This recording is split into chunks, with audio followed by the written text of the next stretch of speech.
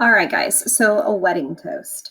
At some point in your life, you're probably going to be asked to give a toast. And if you're lucky, unlucky, it will be a wedding toast. This is a fairly high pressure situation. It's a day of complete celebration. People are jubilant and perhaps also slightly intoxicated. Often you're giving the speech in front of family members of the bride and the groom. So a lot of people you don't know, but who are emotionally invested. And then often it's also being recorded for posterity. So no pressure or anything, but it's kind of a big moment.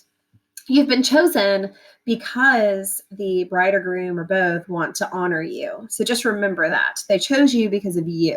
So you want to make sure that you're yourself in this toast. If you're not a stuffy person, don't give a stuffy speech, right? They've chosen you because they want you and your personality to give the speech. The first thing you'll need to do in a wedding toast is to introduce yourself and your relationship to the couple. Because if you are, for example, the brother of the groom, well, the bride's family, extended family at least, is not going to know that. So that's important just so they can understand where you're coming from with your comments. If you need something to start with and you're not sure, you can tell a funny story. People love stories about how a couple met or how they proposed or some kind of, smoochy story like that. And remember that the purpose of your toast is basically to affirm the marriage. Traditionally, the toast is meant to cement for everyone sort of an outsider opinion of why this is a great union. So just keep that in mind. Tell lots of stories. People love stories in a wedding toast, but be careful with that because once again, we have family members there. So some super embarrassing stories or inappropriate stories or stories of arrests might not be the best ones in front of grandma and grandpa. You know what I mean? So choose wisely.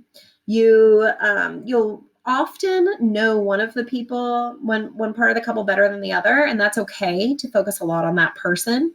But make sure that you end with a story about the couple, right? So you give a toast and you're focusing mostly on your brother, but by the end, you should be talking about both of them, about why they're great for each other, a funny story about both, or a loving story. Just make sure you end that way. So there are a lot of toasts on YouTube.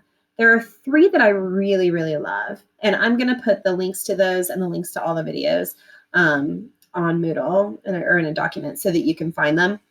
But these three toasts I think are great. And one of them, will just spoiler alert, it might make you a little teary-eyed, but you'll love it. It's adorable. So check those out, see what they have in common.